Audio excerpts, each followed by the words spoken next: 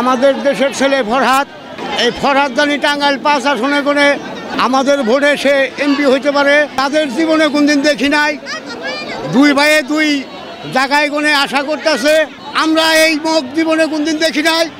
আমরা কেউ তারে যদি আমাদের নেত্রী যদি তারে আপনার মনোনয়নপত্র দেয়, আমরা তারে টাঙ্গাইলবাসী কেউ তারে ভোট দেব না। আমার সন্তান, আমি তার নিয়ে কাঁদছি, দুঃখ করছি। আমার তার সন্তানকে তার শান্তি করার সুখ দেয়, তাদের তার খেদমত করে যেতে পারি, আমাকে খেদমত নিয়ে করে বিপুল বলে তার পাশ করে, জনগণের সেবা করে।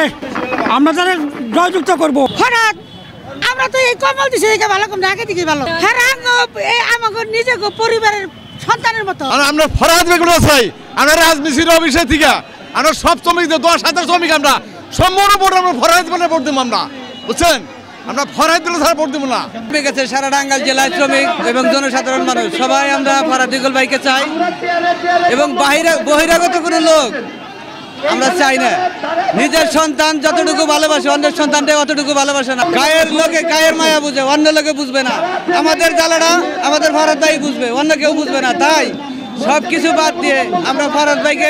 মহান স্বাধীনতার ঘোষক শহীদ প্রেসিডেন্ট জিয়াউর রহমানের 89তম জন্মবার্ষিকী উপলক্ষে টাঙ্গাইল জেলা বিএনপির সংগ্রামী সাধারণ সম্পাদক, টাঙ্গাইল সদর 5 আসনের ধানের শীষের কাণ্ডারি অ্যাডভোকেট ফরহাদ ইকবালের পক্ষ থেকে 29 জানুয়ারি সকাল 11 ঘটিকার সময় অসহায় হতদরিদ্রদের মাঝে শহরের পূর্ব আদালতপাড়া শীতবস্ত্র হিসাবে কম্বল বিতরণ করেন এবং একই দিন বিকালে টাঙ্গাইল শহীদ মিনারে 25টি শ্রমিক সংগঠনের 5 শতাধিক শ্রমিকের মাঝে শীতবস্ত্র হিসাবে কম্বল বিতরণ করা হয়। এ সময় বক্তব্য রাখেন জেলা নেতৃবৃন্দের পাশাপাশি শ্রমিক সংগঠনের অনেক নেতৃবৃন্দ।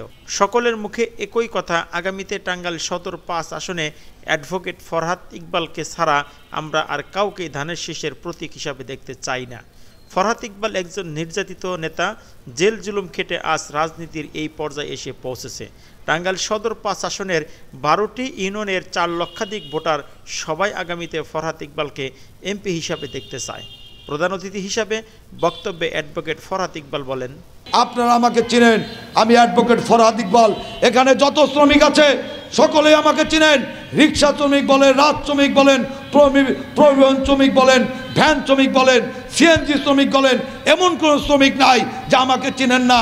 আমি 40 বছর যাবৎ রাজনীতি করি এবং 20 বছর যাবৎ আমি সদরের জনগণের পক্ষে কাজ করছি। বিভিন্ন আন্দোলন সংগ্রামে আমি কিন্তু বিদেশে পালিয়ে যাই নাই। শতবার নির্যাতন করা হয়েছে, হামলা করা হয়েছে, গ্রেপ্তার করা হয়েছে। টাঙ্গাইলের গডফাদার আপনারা জানেন, টাঙ্গাইলে একটা সন্ত্রাস কবলিত একটা এলাকা। এখানে আওয়ামী লীগের 2 পরিবার সহ 3য় পরিবারের সন্ত্রাসে এখানে টাঙ্গাইল অতিষ্ঠ ছিল। টাঙ্গাইলের শীর্ষ সন্ত্রাসীরা বিনা ভোটে তারা এমপি নির্বাচিত হয়েছে।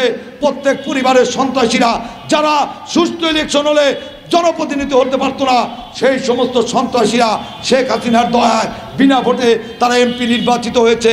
এমপি নির্বাচিত হওয়ার পরেই তারা আপনাদের শ্রমিক সংগঠন দখল করেছে। আমি বলতে চাই আমাদের টাঙ্গাইলের কৃতি সন্তান মান্নার একটা সিনেমা দেখেছিলাম, তিনি ডায়লগ দিয়েছিল, শ্রমিক না হয়ে শ্রমিক নেতা, ছাত্র না হয়ে ছাত্র নেতা, যুবক না হয়ে যুব নেতা, ব্যবসায়ী না হয়ে ব্যবসায়ী নেতা। এটা টাঙ্গাইলে হতে দেওয়া হবে না, হবে না। আমি আপনাদের দ্বারতহীন করতে বলতে চাই, আগামী দিনে একটা সুস্থ নির্বাচন হলে মানুষ মনে করে বিএনপি ইনশাল্লাহ ক্ষমতায় আসবে। বিএনপি ক্ষমতায় আসলে যারা শ্রমিক তারাই শ্রমিকের নেতৃত্ব দেবে, যারা ব্যবসায়ী তারাই ব্যবসায়ীর নেতৃত্ব দেবে। কোনো রাজনৈতিক নেতা যারা শ্রমিক না, যারা ব্যবসায়ী না, তারা কোনোভাবেই এখানে নেতৃত্ব দিতে পারবে না। তাই আমরা বলতে চাই, আমরা শ্রমিক বান্ধব সরকার হতে চাই। এই ছাত্র শ্রমিক জনতা গড়ে তুলে একতা। আপনারা সবাই আমাকে চেনেন না ভাইয়ের আমার? আমি এই 17 বছর রাজপথে ছিলাম, আপনাদের পাশে থেকেছি, আন্দোলন সংগ্রাম করেছি। আমার কোনো বাহিনী নাই, আমার কোনো ক্যাডার বাহিনী নাই, আমার কোনো পারিবারিক রাজনীতি নাই। আমি একজন মধ্যবিত্ত পরিবারের সন্তান। এই টাঙ্গাইল শহরে আমার বসবাস, আমার বাড়ি চর এলাকায়, কিন্তু টাঙ্গাইল শহরে ছোটবেলা থেকে চিনি। আপনারা জানেন আমি এ পর্যন্ত রাজনৈতিক কারণে আমার রাজনৈতিক জীবনে 11 বার জেলে গিয়েছি। এ পর্যন্ত আমার নামে এই আমার রাজনৈতিক 37 বছরের জীবনে প্রায় 31টি মামলা আমি খেয়েছি, কিন্তু সবগুলোই মামলা রাজনৈতিক মামলা, কোনো সন্ত্রাসী মামলা না, হত্যা মামলা না, জনগণের শ্রমিকদের অধিকার আদায়ের এবং ভোটের অধিকার আদায়ের জন্য মামলা খেয়েছি। আমি আপনাদের আবারও বলছি, শ্রমিকরাই শ্রমিকের নেতৃত্ব দেবে, অন্য কেউ এমপি হয়েই নেতা হয়েই শ্রমিকের অমুক ফেডারেশনের অমুক শ্রমিকের উপদেষ্টা একলা টাঙ্গাইলে চলবে না, চলবে না, চলবে না।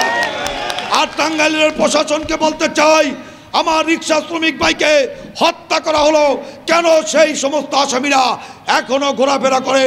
অবিলম্বে যদি তাদেরকে গ্রেপ্তার করে আইনের আওতায় এনে দৃষ্টান্তমূলক শাস্তির ব্যবস্থা না করা হয়, আমরা সকল শ্রমিকরা মিলে এবং রাজনৈতিক দলেরা মিলে টাঙ্গাইলে দুর্বার আন্দোলন করে তুলব ইনশাআল্লাহ।